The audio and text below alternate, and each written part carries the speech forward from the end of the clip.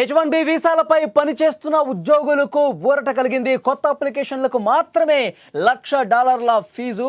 ఇప్పటికే H1B visa హోల్డర్లు ఎప్పుడైనా రావచ్చని చెప్పి వచ్చింది ఇన్ఫర్మేషన్. 2026 నుంచి ఇచ్చే H1B వీసాలకే కొత్త ఛార్జీలు ప్రస్తుత వీసాదారులకు రెన్యువల్కు వర్తించదని క్లారిటీ చేశారు. అమెరికా బయట ఉన్న వాళ్ళు టెన్షన్ పడొద్దని, కొత్త వీసాదారులకు మాత్రమే ఈ రూల్ వర్తిస్తుందని ప్రకటన వచ్చింది. డొనాల్డ్ ట్రంప్ దెబ్బకు దిగొచ్చాడు. డొనాల్డ్ ట్రంప్ తను ఏదైతే ఇబ్బంది పెడదామనుకున్నాడో దాని పర్యవసనాలు తెలిసొచ్చి ఒక్క దెబ్బకు కిందకి దిగొచ్చిన పరిస్థితుంది. H1B వీసాల విషయంలో నెలకొన్న గందరగోళంపై అమెరికా వైట్ హౌస్ క్లారిటీ చేసింది. అమెరికాలో ఉద్యోగం చేయాలి అనుకునే వారికి ఇచ్చే H1B వీసాల రుసుమును ఆ దేశ అధ్యక్షుడు డొనాల్డ్ ట్రంప్ $1,00,000కు పెంచడం ప్రపంచవ్యాప్తంగా పెను సంచలనమే సృష్టించింది. ట్రంప్ నిర్ణయం ఎంతోమంది ఉద్యోగార్థులపై ప్రభావం పడనుందని నిపుణులు భావిస్తున్నారు. మరోవైపు తక్షణం యుఎస్కు వచ్చేయాలంటూ అక్కడి టెక్ కంపెనీలు తమ ఉద్యోగులకు ఈమెయిల్స్ కూడా పంపించాయి. ఈ గందరగోళం నేపథ్యంలో ట్రంప్ తీసుకొచ్చిన నిబంధనపై White House press secretary Karoline Leavitt X వేదికగా స్పష్టత ఇచ్చారు. H1B వీసాపై విధించిన $1,00,000 రుసుము ఏదైతే ఉందో అది వార్షిక ఫీజు కాదు అని చాలా స్పష్టంగా చెప్పారు. వన్ టైం ఫీజుగా దాన్ని చెప్పారు, వార్షిక ఫీజు కాదు అని కూడా చాలా స్పష్టంగా చెప్పిన పరిస్థితుంది.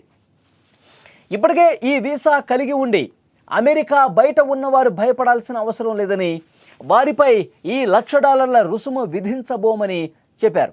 వాళ్ళంతా ఎప్పట్లాగే అమెరికా నుంచి బయటకు వెళ్ళి తిరిగి రావచ్చని, కొత్త నిబంధన వారికి అసలు వర్తించదని చెప్పారు. ఈ వన్ టైం $1,00,000 రుసుము ఇకపై కొత్త H1B వీసాకు దరఖాస్తు చేసుకునే వాళ్ళకు మాత్రమే అమలు చేస్తామని, ప్రస్తుత వీసాదారులకు రెన్యువల్కు వర్తించదని చెప్పడంతో కాస్త ఉపశమనం కలిగినట్లయింది.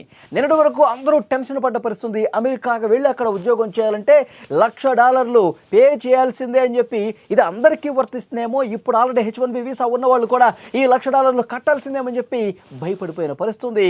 చాలా మందిలో ఆశలు పూర్తిగా అడుగంటిపోయినటువంటి పరిస్థితుంది.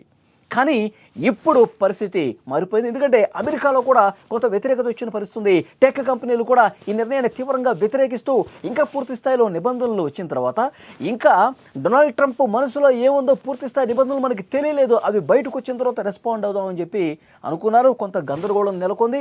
ప్రపంచం మొత్తం కూడా ఒక్కసారిగా ఈ డెసిషన్తో షాక్ అయిపోయిన పరిస్థితుంది. ఇప్పుడు దానికి ఇంకొంత క్లారిటీ ఇచ్చే ప్రయత్నం చేశారు. ఇప్పుడు H1B వీసాలు ఎవరైతే కలిగి ఉన్నారో వాళ్ళకి ఎట్టి పరిస్థితుల్లో ఇది వర్తించబోదు. ఎవరైతే కొత్తగా దరఖాస్తు చేసుకుంటారో సెప్టెంబర్ 22 నుంచి ఇది అమల్లోకి వస్తుంది. కొత్త దరఖాస్తుదారులకు మాత్రమే ఇది వర్తిస్తుందని చెప్పడంతో ఊపిరి పీల్చుకునే పరిస్థితుంది. ఇక H1B వీసా పొందిన వాళ్ళలో భారతదేశానికి చెందిన వారు అత్యధికంగా ఉన్నారు. దాదాపు 71% మంది ఉన్నారు.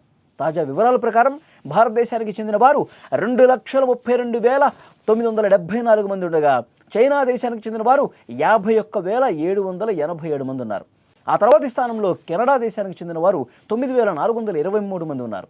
దక్షిణ Korea 4,800, Mexico 3,646, Nepal 2,629, Brazil 2,567, Pakistan 2,551, Philippines దేశం నుంచి 2,460 మంది ఉన్నారు.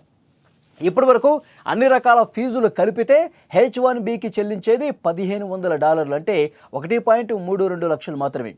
ఇప్పుడు తాజాగా డొనాల్డ్ ట్రంప్ తీసుకున్న నిర్ణయం వల్ల ఇక నుంచి H1B వీసాకు దరఖాస్తు చేసుకునేవారు $1,00,000 వన్ టైం ఫీజుగా చెల్లించాల్సిన పరిస్థితుంది. అంటే దాదాపు $88 లక్షల వరకు ఈ వన్ టైం ఫీజుగా చెల్లించాల్సిన పరిస్థితుంది.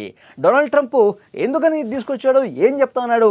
గొప్ప ఉద్యోగుల కోసమే, బాగా స్కిల్డ్ ఉన్నటువంటి ఉద్యోగుల కోసమే మేము ఈ విధంగా తీసుకురావాల్సిన పరిస్థితి అని చెప్పి పైకి చెప్తా ఉన్నాడు. కానీ చాలామందికి ఏమర్థమవుతుందంటే డొనాల్డ్ ట్రంప్ ఈ రకమైనటువంటి నిర్ణయం తీసుకోవడానికి భారతదేశం మీద ఒక ద్వేషపూరిత భావంతో, భారతదేశం మీద ఒక అసూయతో, ఒక కక్షతో, ఒక ప్రతీకారంతో ఇలాంటివి చేస్తూ ఉన్నాడు. ఎందుకంటే గత కొన్ని రోజుల నుంచి ట్రంప్ వ్యవహార శైలి భారత్ పట్ల ఏ విధంగా ఉందో చాలా స్పష్టంగా అర్థమవుతుంది.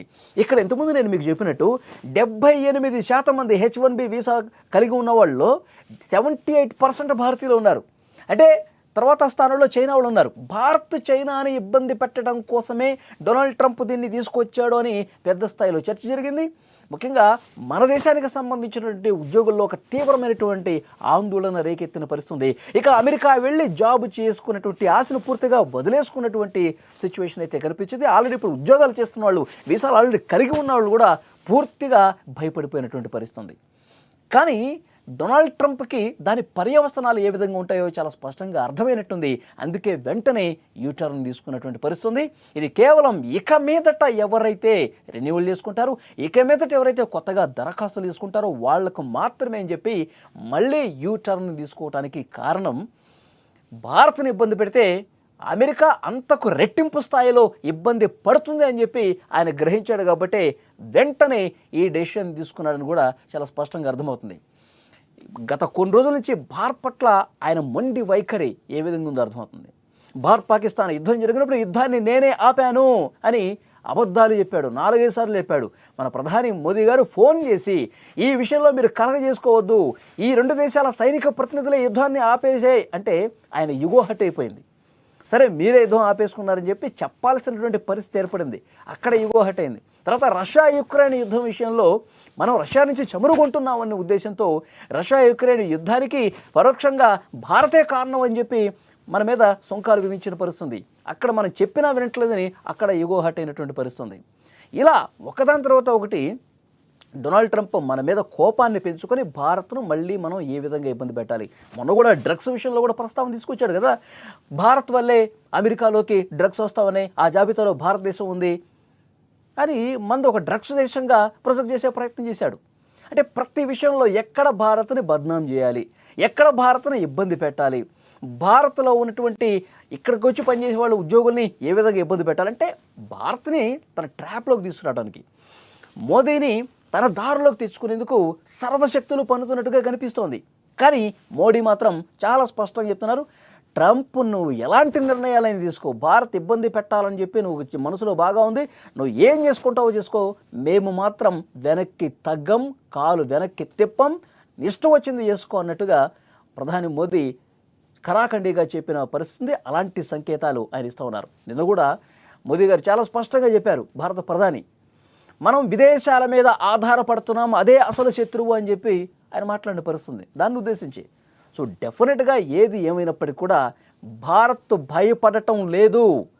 ట్రంప్ యూటర్న్ తీసుకున్నాడంటే ట్రంపే భయపడ్డాడని దీన్ని బట్టి మనం అర్థం చేసుకోవాలి.